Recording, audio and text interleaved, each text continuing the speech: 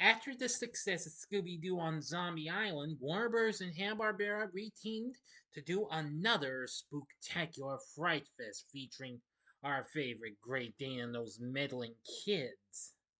And this time they're encountering something witchy. Prepare yourselves, because here's my review of Scooby-Doo and the Witch's Ghost, which recently celebrated its 25th anniversary this month. This is Big D's Entertainment Rankings and Reviews.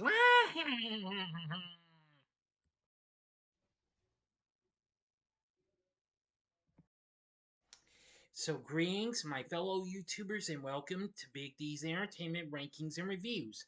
My name is Doyle, better known to as the Big D, and this time around I bring to you a review of the 1999 direct-to-video animated supernatural horror comedy flick, Scooby-Doo and the Witch's Ghost, from Hanna-Barbera along with Warner Bros. Animation. The film was released on video cassette on October 5th, 1999, though I'm just a few days late and what have you, because I hadn't revisited yet. This was the second of the direct-to-video films based upon the Scooby-Doo Saturday morning cartoons. And this time around, the mystery gang travels to the New England town of Oakhaven after being invited by horror writer Ben Ravencroft. Now, like a number of direct-to-video Scooby-Doo animated films released through the from the late 1990s to the early 2000s, this film features real supernatural elements instead of the traditionally fabricated ones the franchise is associated with, giving the film a darker tone. It was also adapted into a book. It's the second of the first four Scooby-Doo direct-to-video films to be animated overseas by Japanese animation studio Muka Animation. The film marks the first time voice actor and radio personality Scott Inez voiced Shaggy this time, not just Scooby-Doo, as Billy West, who voiced him in the last film, needed time for his voice work on the series Futurama.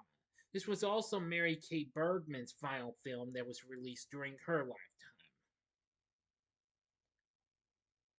Well, let's get into the story. Actor Ben Ravencroft, a famous horror writer of whom Velma Dinkley is a fan, assists her and Mystery Incorporated in solving a case at a museum in San Francisco. He invites them to his hometown of Oak Haven, Massachusetts. When they arrive, they find the town's mayor, Corey, has converted it into a tourist attraction based on the ghost of Sarah Ravencroft, Ben's ancestor, who was persecuted as a witch and executed by the Puritan townspeople in 1657. Ben disputes this, claiming that Sarah was a Wiccan who used herbal remedies to heal the less fortunate, and that he has spent years searching for her medical journal to prove her innocence. While Scooby and Shaggy are chased by Sarah's ghost, the gang is drawn to the Hex Girls, who make their debut in the Scooby franchise. I'll talk more about them later on after I'm done with the story. An all female gothic rock band led by Sally McKnight, also known as Thorn, during one of their rehearsals. Fred and Daphne follow Thorn, and upon discovering her seemingly performing a ritual, believe the Hex Girls are witches.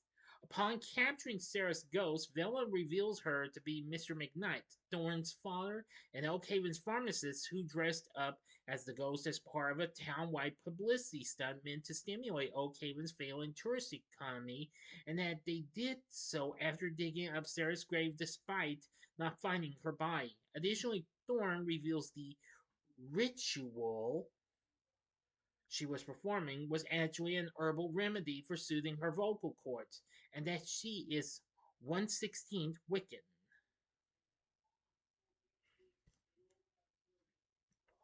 Upon realizing that a buckle Scooby found earlier is actually the lock from Sarah's journal, he returns to where he found the lock and digs up Sarah's journal.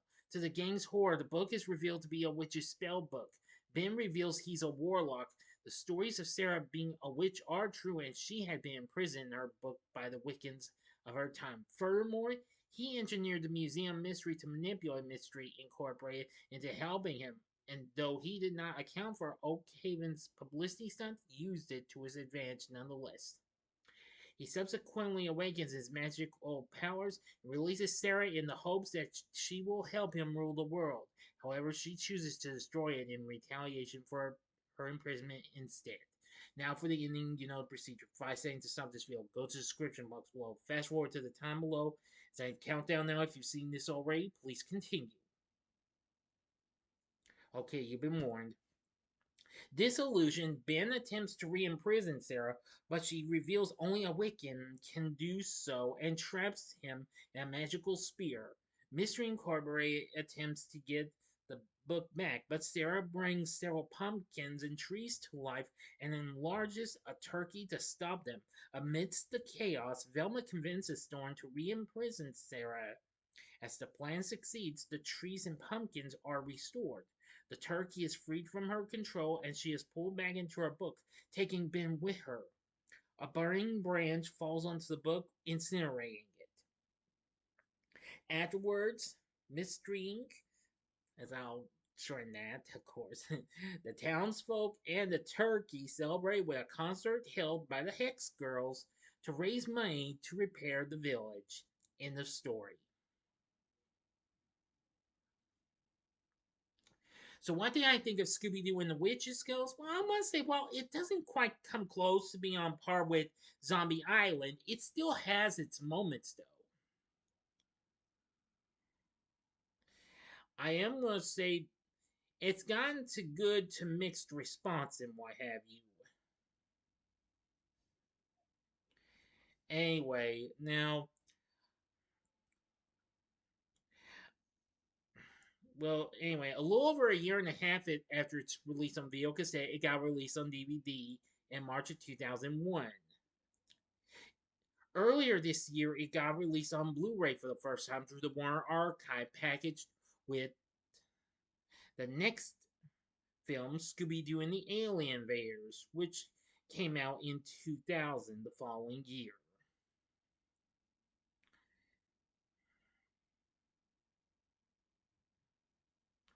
So, anyway, yeah. Well, the film has a 50% approval on Rotten Tomatoes. Radio Times kind of was a little rough on this, saying this full length cartoon featuring the ghost hunting teenage detectives is something of a mixed bag. Well, sort of is, considering this film's much shorter than Zombie Island, and a runtime of only 66 minutes, which that's like, well, about 10 minutes less than the last film. Yeah. And Entertainment Weekly said, though slyly written, it doesn't have the punch of last year's Scooby Doo on Zombie Island, but it's still scarier than the Blair Witch Project. Well, that's factually true and what have you. But I still like Blair Witch Project, even though I've only seen it maybe 2 or 3 times. But anyway, well, okay, scratch that, a few times. But anyway, I actually thought it was not too bad. Now, and this film also introduced us to the Hex Girls, who would later go on to be a part of the Scooby Doo universe.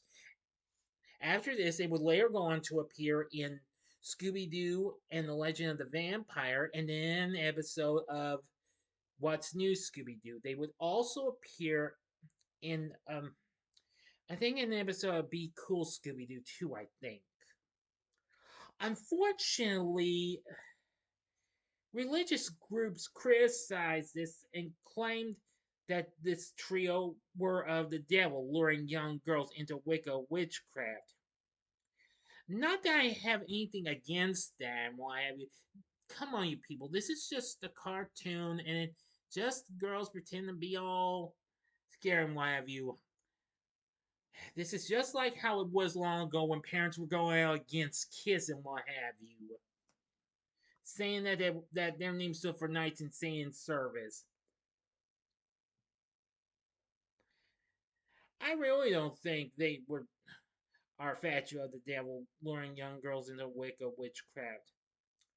Now, not that I'm trying to be rude to the religious groups from long ago saying that, but now I say it's a bunch of phony baloney. Sorry, no hard feelings, and please, well, you get the point. I don't want to say anything else, and well, be rude. Sorry, just changed my battery supply on the laptop. See if it was close to being charged. My apologies.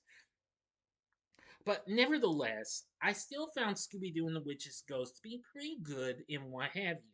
Well, like I said, it didn't quite come on par to my like of Zombie Island, but still, it still provided that dark tone and what have you.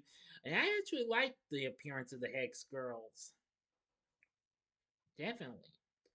Now, for our voice acting cast, we have Sky Inez once again voicing Scooby Doo, and as Shaggy for the first time ever.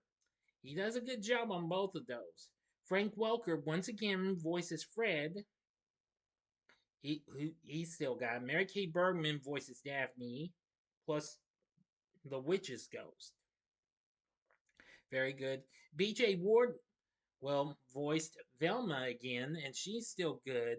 Voicing Ben Ravencroft is Tim Curry, who you may remember him from numerous films like Home Alone 2, Lost in New York, The Rocky Horror Picture Show, and of course the It miniseries. He would become a staple of Scooby Doo stuff. A few years later, Curry would go on to voice the mastermind in the Scooby Doo Night of a Thousand Frights video game, and would also voice well, the main antagonist, or should I say titular character of the title of the film Scooby Doo and the Goblin King, if I'm not mistaken. Now then, now as for the Hex Girls, Sally McKnight, aka Thorn, was voiced by Jennifer Hale, who voiced numerous characters. I know most notably on Spider-Man the animated series and several others. Neil Ross voiced Mayor Corey and several others. Now, let me get back to the Hex Girls. Voicing another one of the girls, Luna, is Kimberly Brooks. And of course, she'd later go on to voice Stormy in the Nickelodeon revival of Winx Club and Buena Girl from another Warner Bros. Produced series, Mucha Lucha. And she also voiced Barbara Gordon, aka Oracle, in the Batman Arkham series as well. Which I thought that was pretty cool. And the last member, Dusk, who was voiced by Jane Wiedlin, who you probably know best from the 80s new wave band The Go-Go's. We also have some other voices, including Tress MacNeille, who voices Sarah Ravencroft. We also have Bob Jones and Pierre Renaday. So anyway, Scooby-Doo and the Witch's Ghost does have a pretty good cast of voices and what have you. Louis Febvre does the score for the film, and it was pretty good too. So overall, Scooby-Doo and the Witch's Ghost, while it doesn't quite come close to the goodness that I liked in Zombie Island, but still it proves to have a good dark feel and what have you. And I don't care what the religious group said long ago about the Hex Girls, and just don't shoot me for saying that what they said was a bunch of phony baloney, alright? Please. That's just my opinion, alright? Please don't shoot me, don't hate me, or anything, okay? I'm just making a point here. Okay? Enough said. And I just thought it was pretty good. Oh yeah, and of course it did have a soundtrack released on Kid Rhino. And it actually did have another version of the Scooby Doo Where Are You theme song, which was done by none other than Mr. Achy Breaky Heart himself, Billy Ray Cyrus. Of course, this was just before he went on to have a hit show in Doc on the PAX network, and this was still a ways before Hannah Montana. But anyway, Scooby Doo and the Witch's Ghost, it's a good film. It's short though, but overall, it's still pretty dark and pretty frightful in some parts. But would I recommend it? I'd say sure go. Yeah, or sure go ahead. If you are a hardcore Scooby fan, then this is a film you need to check out.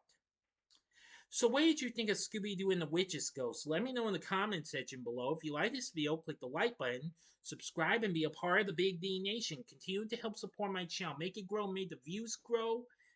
Tell your friends about me and my channel. Maybe that'll help them be a part of my Big D Nation, or share my vids with your friends if you'd like as well. Join me next time when I bring to you a TV log on Buffy the Vampire Slayer. And don't forget, I will be doing a live stream Halloween night on the first live action Scooby Doo movie, just the first film. I probably won't have time to go into the second one, so I'm going to do only the first film, okay? And also, I wanted to point out you'll get another two reviews on Halloween. In the On Halloween morning, you're gonna get Monster Family, and then after the Scooby Doo live stream, you'll get a review of a film I've been wanting to review for some time since I first watched it, and that's Scary Stories to Tell in the Dark. So be on the lookout for that as well. So if you like this, consider checking out my reviews for these other Scooby related stuff in series. In the upper left hand corner is my review of the recent Scooby film before this, Scooby Doo on Zombie Island. The upper right hand corner is my review for Scooby Doo and the Ghoul School, part of the Hanna-Barbera Superstars 10, or if you would like, you can check out my Saturday morning TV log on What's New Scooby Doo, which of course the Hex Girls appeared in one episode. And in the bottom right hand corner is the button you can click to subscribe. If you like rankings and reviews on movies, TV, music, video games, etc., then I'm your guy. Thanks for watching. Until next time, I'm the Big D saying, see ya.